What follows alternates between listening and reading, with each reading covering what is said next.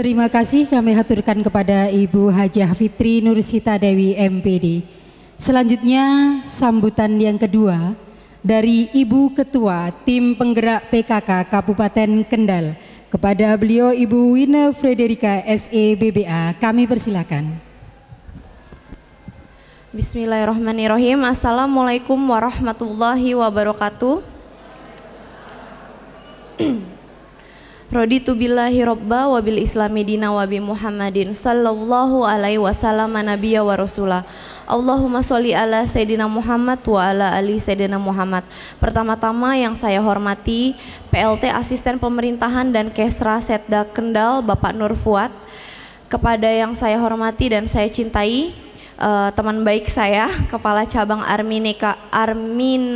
Armina Reka Kendal Jateng Ibu Fitri Nursita Dewi beserta suami dan juga Bapak, kepada para manajer Armina Reka Cabang Kendal, kepada para asisten manajer Armina Reka Cabang Kendal, seluruh pensyiar Baitullah, leader-leader Armina Reka, jamaah umroh Armina Reka yang akan diberangkatkan ke Tanah Suci Mekah, dan segenap tamu undangan dan hadirin yang saya cintai. Alhamdulillahirabbil alamin. Hari ini pertama-tama saya ingin menyampaikan pesan salam sayang, salam hormat, salam rindu dari Bapak Bupati, Bapak Diko Ganinduto yang mendadak harus pergi terbang ke Jakarta hari ini bersama dengan Wali Kota Semarang Pak Hendi dan beberapa wali kota lain karena mendapatkan undangan dari Bapak Presiden Joko Widodo. Dan harusnya hari ini pun saya juga pergi berangkat ke Jakarta, tapi ternyata saya memiliki undangan tersendiri dari Ibu Iriana Joko Widodo yang akan dilangsungkan di kota Solo. Jadi saya harus berangkat ke Solo besok lusa sehingga saya tidak bisa mendampingi Bapak juga untuk ada di Jakarta. Dan semoga kehadiran saya ini di sini paling tidak bisa mengobati rasa rindu ibu-ibu untuk bisa bertemu dengan Pak Diko, dan Pak Diko menyampaikan salam hormat karena begitu saya bilang, nanti malam kamu nggak bisa datang ya untuk melepas jamaah umroh. Iya, tolong kamu aja gitu. Jadi sebenarnya saya kesini posisinya mewakili Bapak, dan tadi saya ibu rumah tangga, jadi saya tadi habis nidurin anak saya dulu dan lain-lain, makanya juga ini make upnya seadanya. Ya udah siap tidur, tadi udah pakai baju tidur, tapi karena perintah suami untuk datang ke sini ketemu sama Bapak Ibu semuanya, alhamdulillah kita diizinkan untuk bisa bertatap muka pada malam hari ini. Jujur ketika saya masuk ke ruangan ini rasanya deg-degan banget, bingung mau ngomong apa karena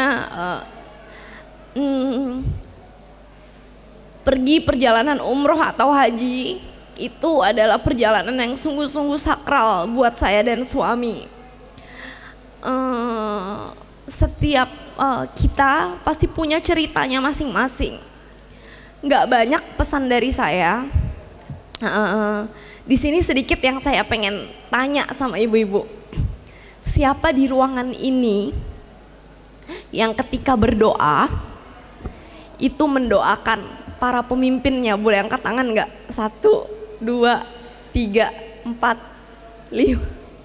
Coba kita ulang ya. Di ruangan ini siapa yang ketika berdoa mendoakan pemimpinnya? 1, 2, 3, 4, 5. Oke. Saya cuman punya hadiah ada 5 baju. Mungkin nanti boleh dibagiin sama staff saya.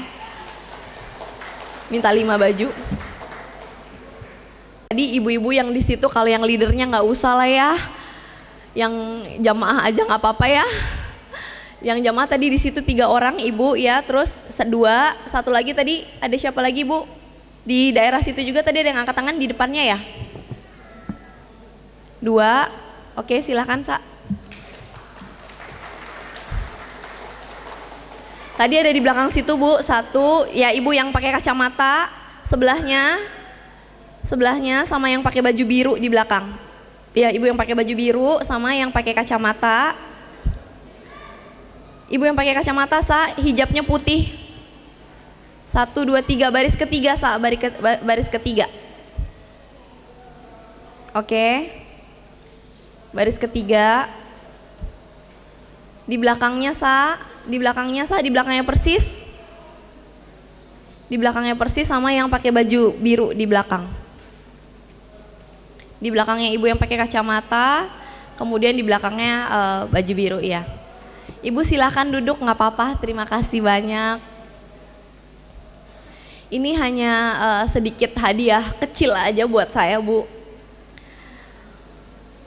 Kenapa saya selalu nggak bisa gitu kalau ngomongin masalah tentang umroh, haji gitu. Karena itu mengingatkan tentang bagaimana perjuangan para nabi di masa dulu gitu.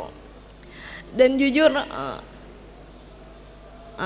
saya sedikit sedih sebenarnya melihat mental kita.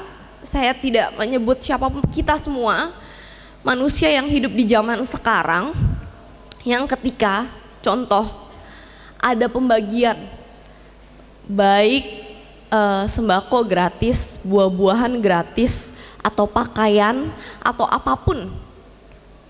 Ketika ada pembagian gratis di satu meja sini, misalkan ada 100 barang yang akan diberikan secara gratis. Siapa yang mau, ibu boleh cek dimanapun. Semuanya ngumpul berebutan ambil. Itu mental kita zaman sekarang, Bu. Dan itu yang perlu kita perhatikan. Itu yang perlu kita pupuk, kita tanamkan kekuatan karakter pada anak-anak kita. Ketika ada sesuatu yang diberikan, dibuka, silahkan ambil gratis apapun yang kalian mau di sini. Semuanya pasti akan dorong-dorongan, ambil rebutan. Saya melihat fenomena itu bukan seneng, tapi sedih. Begitu loh sekarang keadaan mental kita, masyarakat yang sekarang hidup jauh beribu-ribu tahun setelah baginda Rasul wafat. Padahal sesaat sebelum baginda Rasul dicabut nyawanya oleh malaikat, apa yang beliau sampaikan? Umati, kita yang beliau pikirkan. Tapi sekarang mental kita seperti ini. Malu sama baginda Rasul. Apakah itu yang dicontohkan oleh baginda Rasul? Jadi ketika kita memiliki mental seperti itu, khususnya anak-anak kita yang memiliki mental seperti itu, generasi di bawah kita yang memiliki mental seperti itu, ada yang perlu diperbaiki Bapak dan Ibu semua. Bahwa ibadah kita jangan-jangan hanya ibadah gerak sebelaka. Jangan-jangan ibadah kita hanya ibadah di mulut aja tanpa kita rasakan pakai hati. Apa yang dicontohkan sama baginda Rasul untuk saling memberi. Baginda Rasul punya akhlak, ketika berada di satu rumah, beliau makan terakhir. Setelah semua yang ada di rumah benar-benar makan, baru beliau makan terakhir. Bisa nggak akhlak itu kita hidupkan ketika kita mengaku sebagai umatnya baginda Rasulullah Sallallahu Alaihi Wasallam? Nanti Bapak dan Ibu insya Allah akan menginjakan kaki di tanah Madinah. Setiap langkah yang Bapak dan Ibu jalankan, setiap langkah yang Bapak dan Ibu ambil, Bapak dan Ibu ingat-ingat betul bahwa itu adalah tanah perjuangan baginda Rasul menyebarkan agama Islam di muka bumi ini. Bukan tentang hafalannya Bapak dan Ibu, tapi tentang akhlaknya.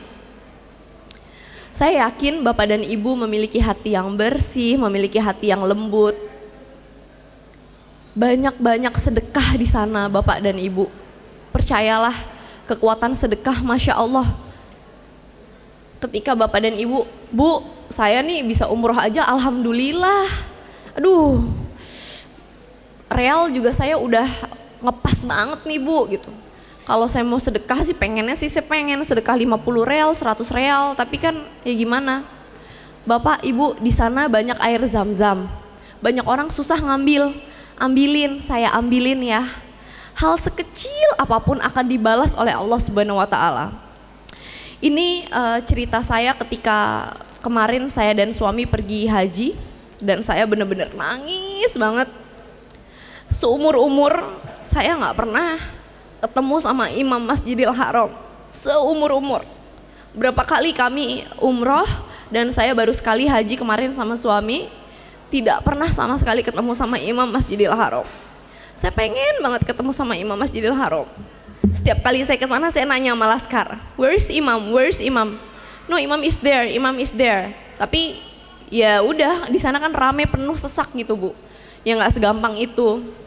Tiba-tiba ada orang jalan dijaga sama protokol-protokol. Dijaga sama protokol, saya kira itu imam. Is that imam? No, no, it's not imam. Who is he? Dia adalah presiden dari salah satu negara di Timur Tengah. Oke, karena saya tahu ada jalur VIP, nanti Bapak Ibu juga pasti sebenarnya setelah umroh akan melewati jalur VIP yang biasa dilalui oleh tamu-tamu VVIP yang langsung masuk ke kerajaan.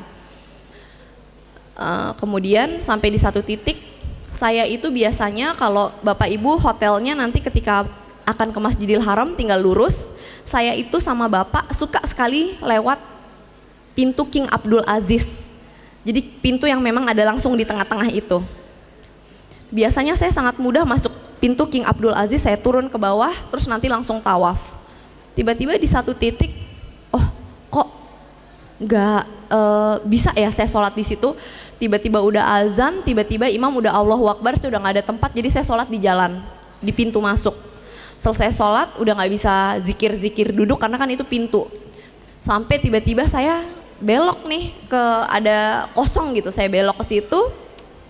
Bener ternyata Allah mengabulkan doa saya dikasih kesempatan oleh Allah Subhanahu wa taala untuk bisa sholat persis di belakang imam Masjidil Haram. Itu saya bener-bener nangis, saya ngerasa ya Allah tuh baik banget ya gitu. Jadi bener-bener kita tuh manusia tuh harus bener-bener jaga hati, karena apa yang kita inginkan Allah pasti akan kabulkan. Apa yang kita minta Allah pasti akan kabulkan.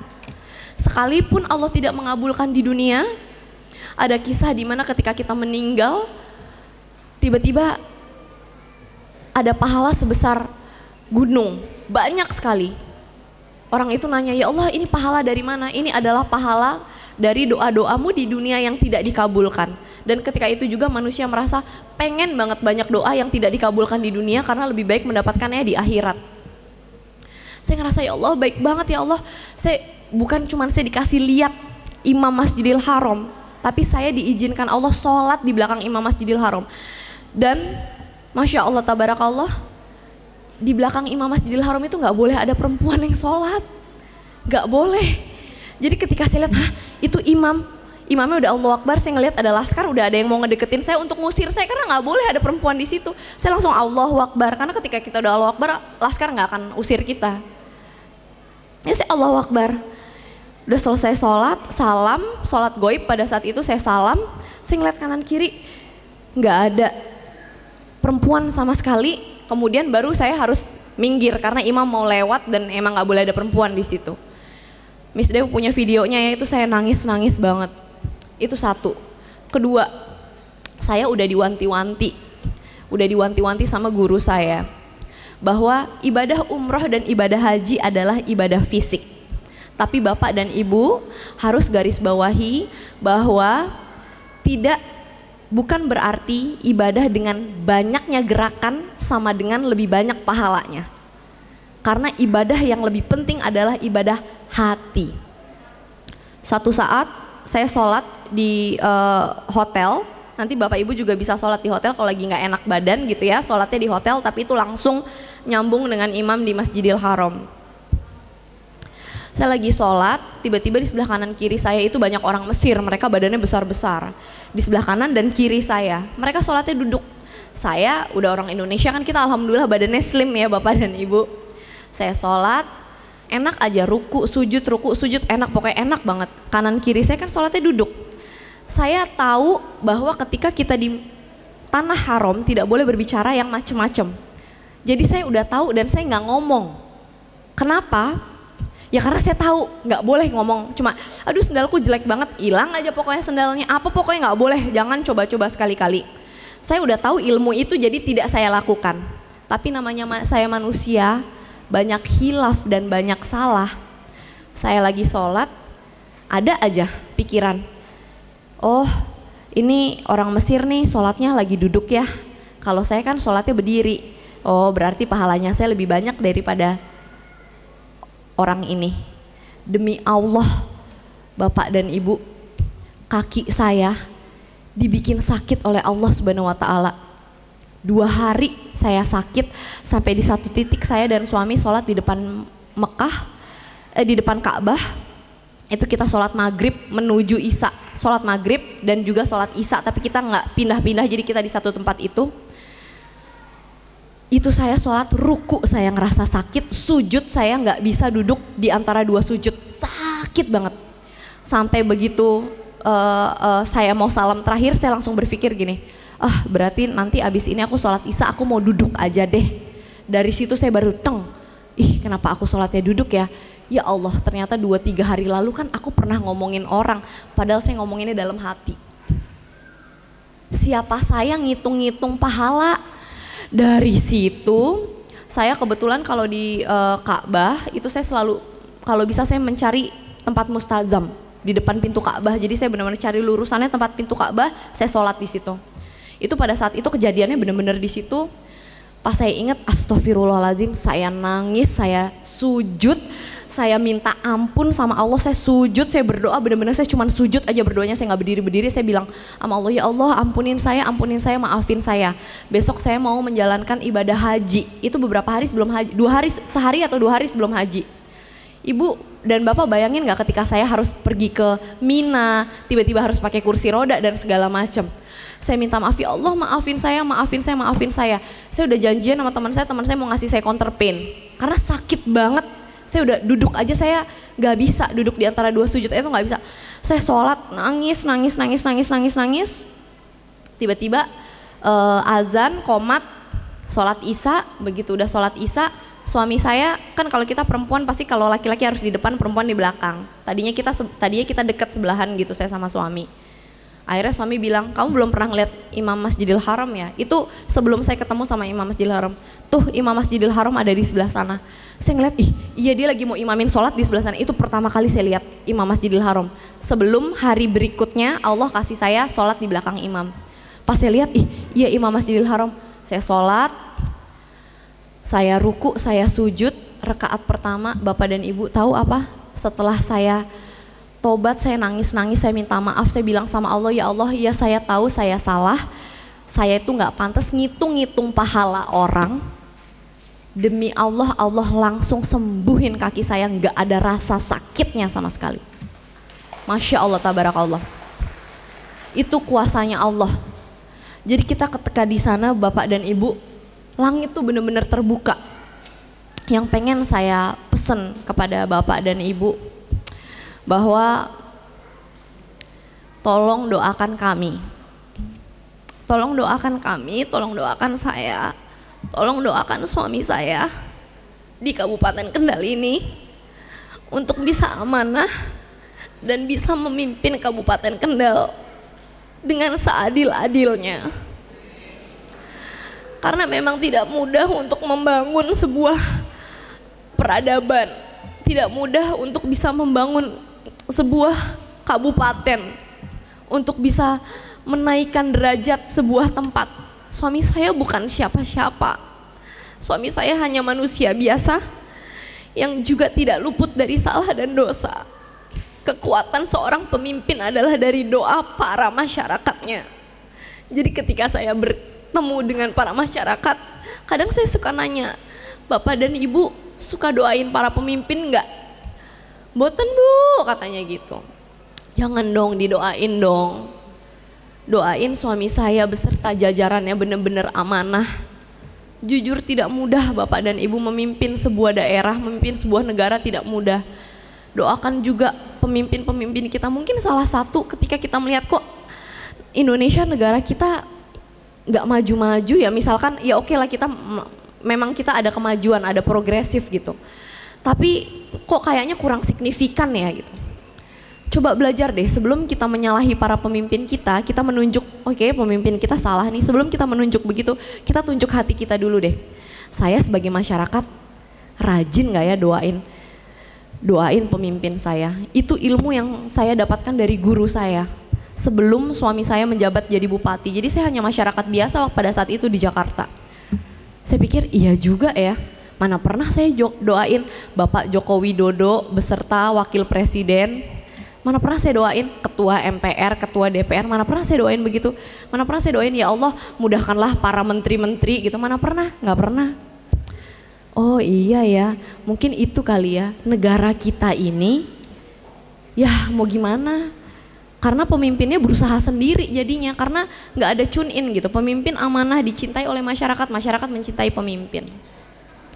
Gitu, jadi saya minta tolong betul Bapak dan Ibu tolong sebut nama Pak Diko, nama saya, nama Wakil Bupati beserta istri dan juga seluruh jajaran, nama para pemimpin kita di Indonesia ini untuk bisa memajukan, memakmurkan seluruh masyarakatnya di negara Republik Indonesia ini. Selamat beribadah Bapak dan Ibu, selamat menjadi tamu Allah Subhanahu wa Ta'ala, dan tolong sampaikan pesan, tolong sampaikan salam rindu dari saya dan suami kepada baginda Rasulullah Sallallahu Alaihi Wasallam. Wassalamualaikum warahmatullahi wabarakatuh.